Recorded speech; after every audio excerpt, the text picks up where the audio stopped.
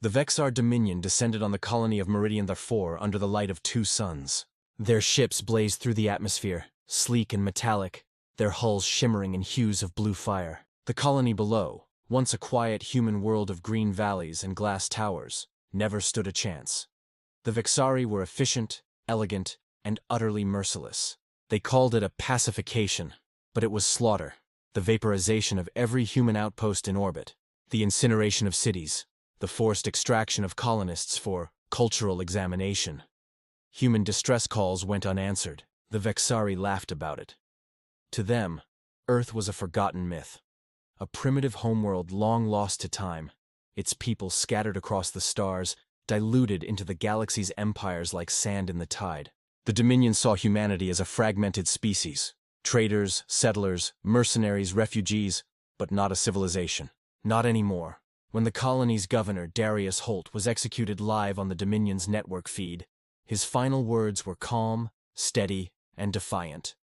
"You think we've forgotten who we are, but legends don't die." The Vexari laughed again, and then they burned his world a chaos. The Empire that mocked ghosts. The Dominion's High Assembly watched the burning of Meridian IV from orbit, the planet below a blue ember beneath their flagship's viewports. Admiral Kelvar, commander of the operation, addressed his court with pride. Another feral offshoot purged. The human strain weakens by the century. No homeworld, no command, no fleet. A murmur of amusement rippled through the gathered Vexari nobles. They called humanity ghost seed, a wandering race without anchor, living among the fringes of civilized space. To the Vexari, humans were useful only as slaves, mercenaries, or curiosities, remnants of a species that had once dared to claim dominion over the stars, only to vanish into obscurity. "Earth," said one noble, laughing into his drink, "if it ever existed, must be dust by now." The cradle cracked and forgotten. They toasted to the final cleansing of the ghost seed. For 3 cycles, their laughter echoed through the Dominion's courts. Songs were written about the blue burning of Meridian IV, the day the Dominion erased another trace of the old Earth. The galaxy watched and said nothing. No human fleets came, no retaliation, no voice from Sol. And so the story of Earth faded further into myth, until the signals began. 3.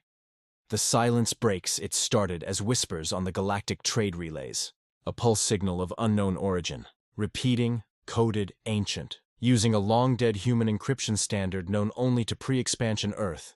At first, the Dominion ignored it. Then they jammed it.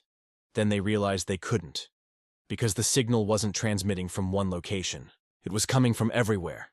Outposts across Dominion space reported ghost signals echoing through their sensors. Mining stations picked up rhythmic bursts hidden in stellar background noise. Every pattern repeated the same line, carved in binary across the void. Meridian IV, remembered. At first, the Vexari thought it a human rebellion, some local insurgency or pirate band. But the tone changed when their deep space probes began disappearing. Their border patrols vanished without a trace. Entire listening posts went dark. Then came the broadcasts. Images of Vexari fleets destroyed in deep space, wrecks torn apart as if by invisible hands. The last transmission from Outpost J9 was a screaming officer shouting into the void before static swallowed his words. "They're not ghosts. They're coming from the dark." And then, silence. 4. When Earth spoke again, the Dominion gathered its fleets, scanning for a source. None found it, until one night the stars shifted. Something vast emerged from the void beyond the Orion Rift, a formation so large it distorted navigation sensors and gravitational readings, hundreds of ships, thousands, but they weren't Dominion. They weren't any known. Design, their hulls were black and silver, matty and angular, radiating no signal until they chose to speak. A voice filled the Dominion's secure channels.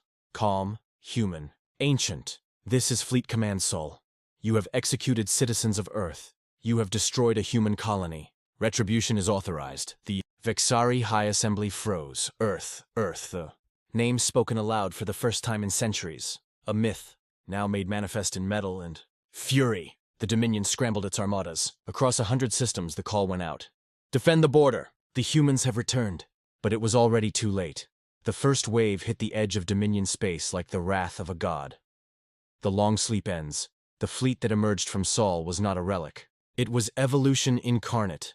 Centuries of silent preparation, buried beneath the myths of galactic complacency. Earth had never been forgotten. It had been waiting. The Human Preservation Directorate, the name whispered by the few historians who remembered the old Terran Republic, had gone dark millennia ago, but it had never ceased its work. Earth had watched as humanity spread and fractured. It had seen the Dominion rise, the empires fall, and had remained silent, building, adapting, hiding among the dust of forgotten sectors. And now, for the first time in 10,000 years, the fleets of Sol flew again. The Vexari's first contact with them was over the world of Kelnar.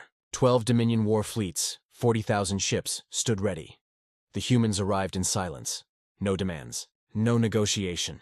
Their ships were silent shapes against the stars, their weapons invisible until they struck. When they fired, the void itself seemed to tear open. Beams of coherent plasma ripped through entire fleets.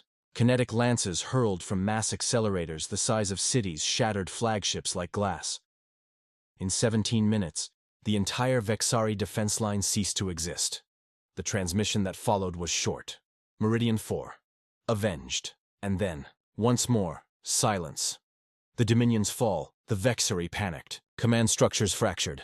Armadas fled toward the core worlds, screaming for reinforcements that would never come. Earth's fleet didn't pursue recklessly. It advanced with precision. Each world that had participated in the Meridian massacre was erased systematically. Orbital bombardments left the skies burning. Artificial moons shattered into debris fields. Entire planetary defense grids were silenced in seconds. The Dominion's capital, Vectal, became a ring of fire. Its proud orbital stations turned into glowing wreckage before the fleet even entered orbit. Admiral Kelvar, once so smug, broadcast a plea for mercy. "We did not know Earth still lived. We did not know." The reply came cold and calm. "You knew enough to kill us." The humans didn't annihilate the planet. They did something worse. They left it alive.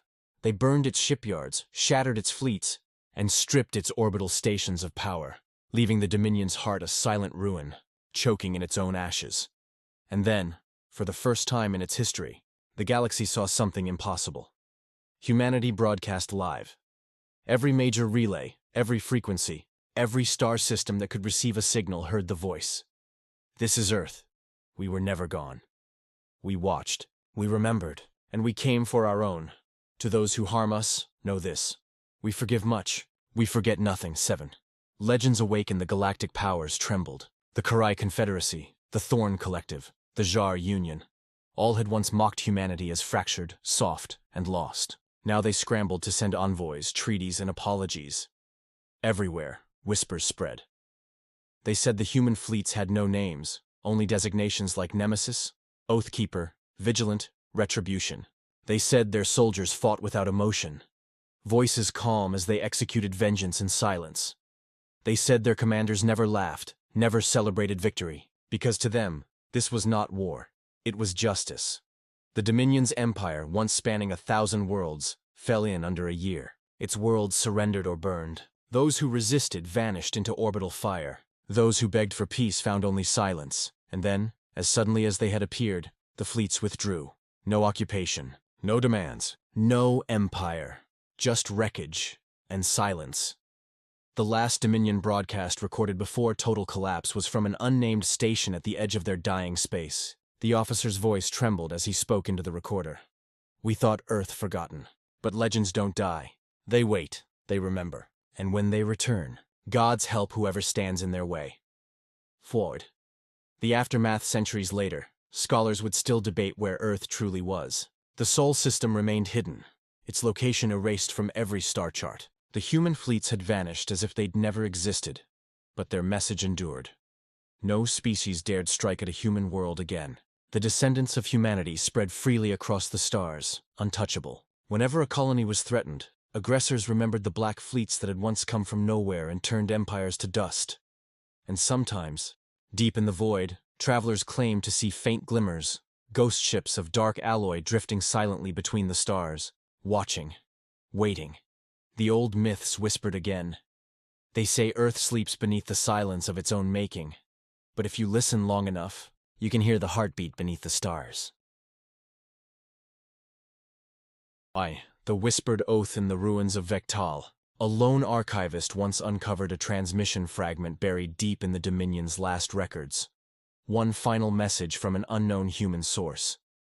It was addressed not to the Vexari, but to the galaxy itself. We are humanity. We build, we fall. We rise again. We do not conquer for glory. We do not kill for sport. But if you harm us, if you strike our children, burn our worlds or desecrate our dead, then understand this: we will come for you. We will rise from dust and silence, from myth and memory. And when we do, we will not ask for surrender. We will give you what you gave us, tenfold. The archivist tried to delete the message, but it could not be deleted. It reappeared, again and again, etched into every file, every terminal, every system. The same words, the same warning. They thought Earth forgotten, but legends don't die. X. Epilogue. The Endless Watch. 1,000 years later, deep beyond the galactic rim, an ancient station drifted in silence. A derelict to all who passed. Its systems were dead, its origins unknown. But inside, beneath layers of forgotten machinery, a single console blinked faintly. A voice, human and cold, whispered to the void. Monitoring complete. Threat index stabilized. Earth sleeps. The stars remain quiet. End of cycle log. For now. And then faintly the hum of engines stirred in the dark. Because legends don't die. They wait. And somewhere, in the endless night, Earth was still watching.